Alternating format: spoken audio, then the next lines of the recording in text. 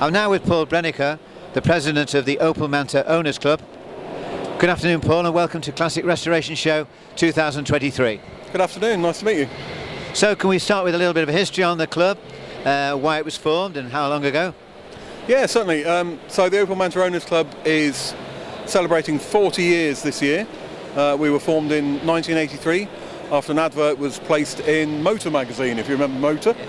And of course in 1983 the Manta was still a current model, carried on in production till 1988. So that had quite a good following right from the start. And I think by the early 90s, a couple of thousand members in the club. Really? And still going strong to this day, yeah. Well, the thing about the Manta, what I say about it's such a lovely looking car. It's lovely shape, isn't it? It certainly is. And starting off with the Manta A, obviously with some serious American influence in the styling, and those lovely little round lights on the back that are kind of a little bit reminiscent of Ferrari lights as well. It's quite unusual nowadays, I think, as a Manta A styling, and that's why so many people like that. It's a little bit of Fiat Dino at the front, Ferrari Dino at the back, and of course it's an Opel, so it's cheap running gear. You know, it's easier to run than the exotic stuff.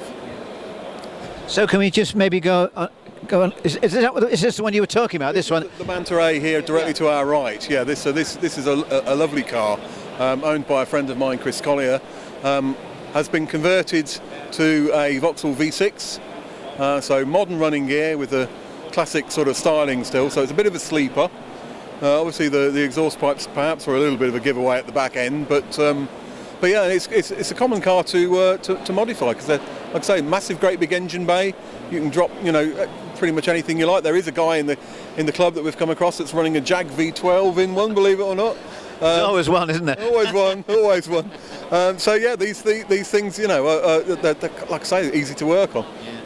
So what about the blue one over there? So this car's a real star of the show for us. We're really pleased to have this here. So owned by Paul, fresh out of restoration. So for a number of years, this car sat in the Lakeland Motor Museum in the Lake District. So no doubt a lot of people probably will have seen this. It was in there for quite some time. I know I saw it on 3 or 4 occasions when we visited. Now Paul managed to buy that from the family that had loaned it to the Motor Museum. They decided that they were going to sell up, and Paul, I think he saw the car in the museum like so many of us did, really wanted a Manta again, heard that this one was coming up for sale, immediately bought it, sort of sight unseen as it were, and has done a complete nut and bolt restoration on it, and it is better than new. I think it looks amazing. Yeah, paintwork on it is absolutely beautiful. Some of the little finishing touches he's put on it are fantastic. So obviously very pleased to have that on the stand this year as a result of a several years worth of restoration work. Obviously showing off what a restoration can be, you know, how it can finish up. And this one was unveiled earlier today, wasn't it?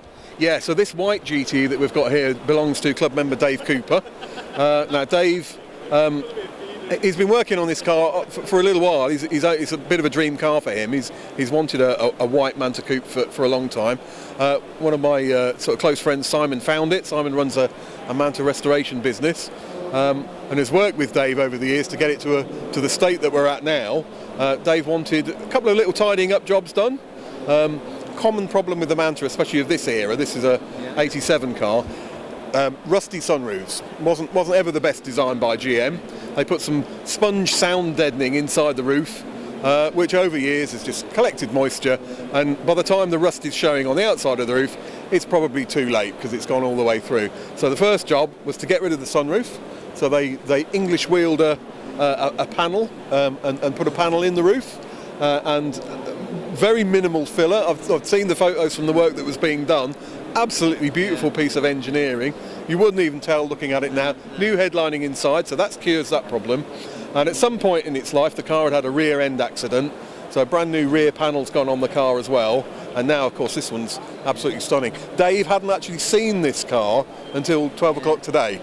So it came straight from the restoration workshop, straight down to the NEC, hence why we unveiled it when he arrived. And I don't know if you were here when you saw that, but I think it was quite an emotional moment for him. Tear or two. Yeah, it was certainly a good moment for all of us. So nice to be able to do that for him here at the NEC. Yeah, but I remember these cars. I used to think how nice they looked.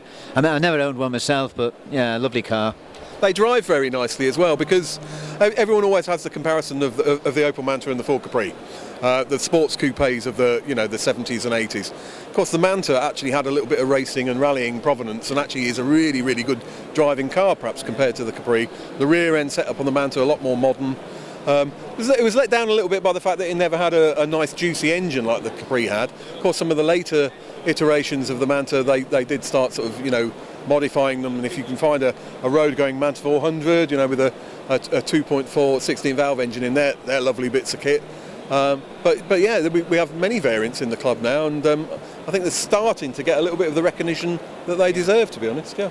Well, Russell Brooks rallied one, didn't he? He did, yeah, and actually at the restoration show last year we had Russell Brooks's heat for hire car here. So, and you can imagine that pulled in quite a crowd. It's quite a loud looking thing, and it's quite loud when you start it up. So lovely to have that sort of racing history here too. So what size engine are they? So these GTEs are 2 litre.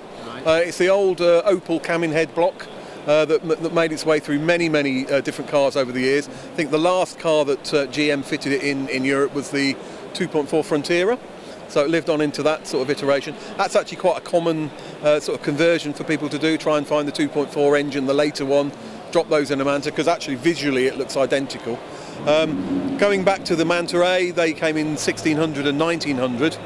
But of course many people will uprate those nowadays as well and drop them in, because like I say, visually the 2 litre engine looks exactly the same, so and obviously gives you just that little bit of extra power. Well, thank you very much for all the history and giving me the interview. Thank you very much. Thank you very much. Nice to meet you. Cheers. Yeah.